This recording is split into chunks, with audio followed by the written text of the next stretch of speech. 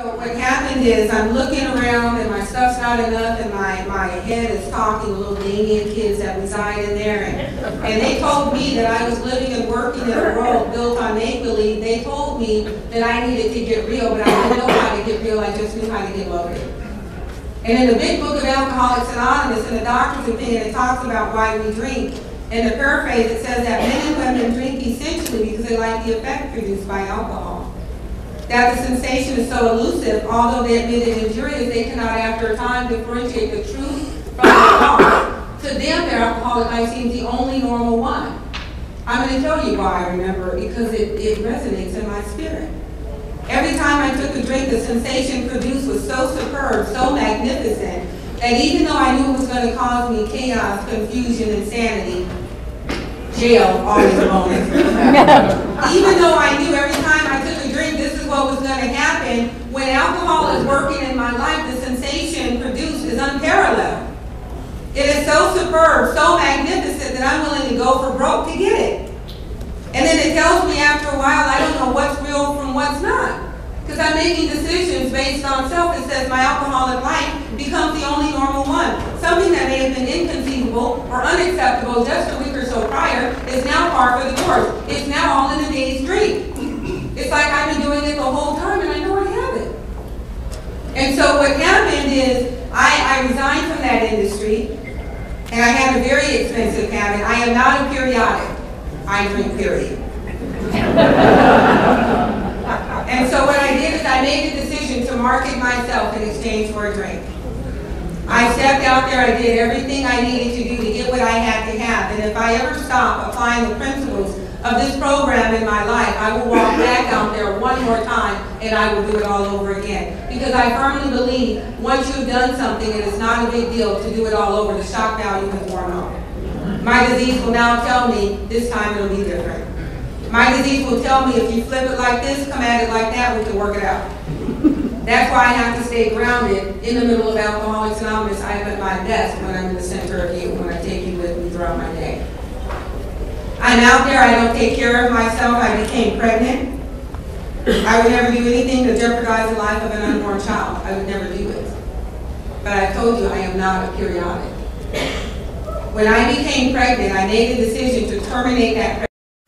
I am not going to share with you my views on that personally because they are an outside issue. I will share with you that I've been in meetings of Alcoholics Anonymous and I have heard members, men and women, share that when they were little, they were left with people they should never have been left with. And things that never should have gone on happened to them. I didn't want to be one of those types of parents.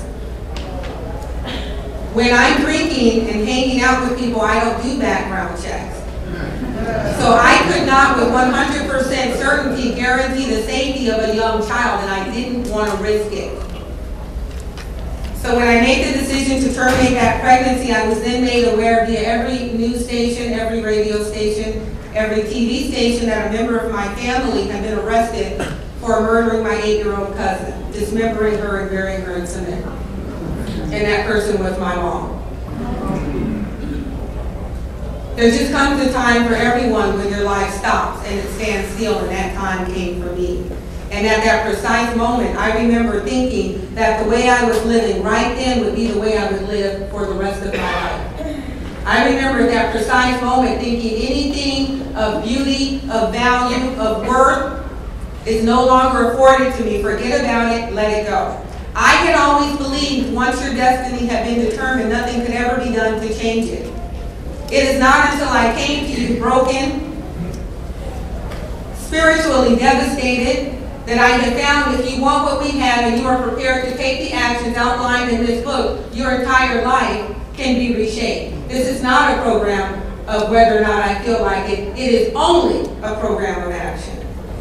I went through that pregnancy as if I were not pregnant. And a lot of times the only reason that I was allowed to keep my life is because they would discover I was pregnant. And I remember going into labor for 17 hours giving birth to my daughter Serenity. I had no idea I was going to come to Alcoholics Anonymous. I named her Serenity because it was the most chaotic time in my life and I just wanted something different. But here's the deal, if nothing changes, nothing changes. If I wanted something different, I had to do something different, and I didn't know that. I had no idea.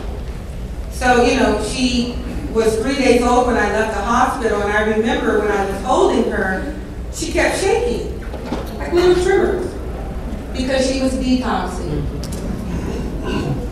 When you want to know what it's like to live in hell, when you want to understand, step one is when you want with everything in you to be done and you're not. When you want with everything in you to not pick up that drink because you know what it's going to cost you and you pick it up anyway, welcome to hell. Welcome to step one. Without help, it is too much for me. I left the hospital, she was 3 days old. I had to get busy coming to you, and my journey involved no grace, no dignity. It's not how I live when I'm unprincipled. And I told you the condition in which I was brought to you. I came into the recovery home, and I'd been there for about 4 months before I even told anyone I had a daughter, because when my daughter was 6 months old, I had just stopped praying for her altogether, because in my mind I was never going to have any other life than I had. I was never going to see her, so what's the use? Just block it out. I remember coming home and the people in my building saying, "Where's your daughter? Didn't you have a kid?" They had heard I had a little girl. And I said, "She's going to be home soon." So when I got sober, 4 months into my sobriety, she's almost 2 years sober, I tell the director of the facility I have a daughter, because they had women there that had children. And I thought, maybe you could help me. Maybe I could be a mom too. Maybe you could help me do it differently. Maybe you could show me how to be gentle. Maybe I could have a chance. So she said, "Where is she?" I said, "I don't know." She gave me one number. It led to a series of numbers. And what happened is they said in the end that I was no longer considered her parent. They said that my parental rights had been terminated, and I was devastated. I can do everything when I'm drinking. I do it all when I'm drinking. But to get sober and to sit in my own skin without anything affecting me from the neck up, please give me a spiritual solution. I hear so many people talk about getting things back. I'm going to come to the AA, I'm going to get this back, I'm going to get that back. I hope you get sober just to get sober. Because we don't get everything back here. My daughter just turned 14, but when she turns 18, if she ever wants to find me, I need to be sober. A woman of dignity, a woman of integrity, a woman of grace. I can't have that without the principles of Alcoholics Anonymous. I can't have that living on old ideas. I can't have that cutting corners in my sobriety. I can't have that doing only what's convenient for me when I feel like doing it. What about the person that sits 3 rows behind me that looks forward to seeing me every Wednesday night? I keep thinking it's all about me. It's not all about me. I hear so many, when am I going to get mine? When am I going to get mine? When am I going to get mine? I got mine when I got sober. I have dignity.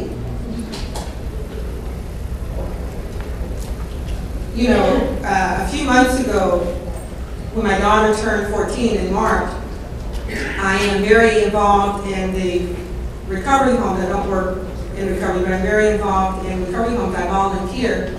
And I asked the director if I could throw a birthday party for my daughter.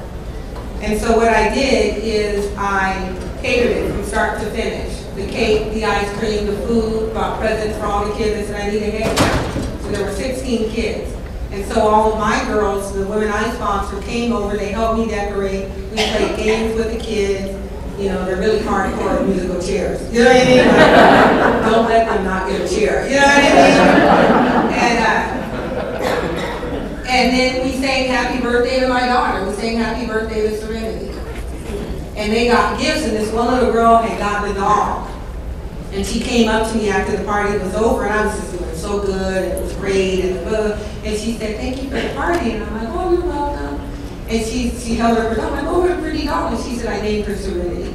Aww. And I just lost it. I said, you know what I mean? I was like, you know what I mean? But it's beautiful because this is how I heal. We're talking about living amends. I hear just so many outlandish things when I'm in meetings of Alcoholics Anonymous, things that are not in the book I read. I hear things like I'm going to place myself at the top of my amends list. Are you kidding me? So let me just to clarify my thinking. So what you're saying is you have ran through these people's lives, you've lied, you've cheated, you've disrespected them, and one more time you leap to the top.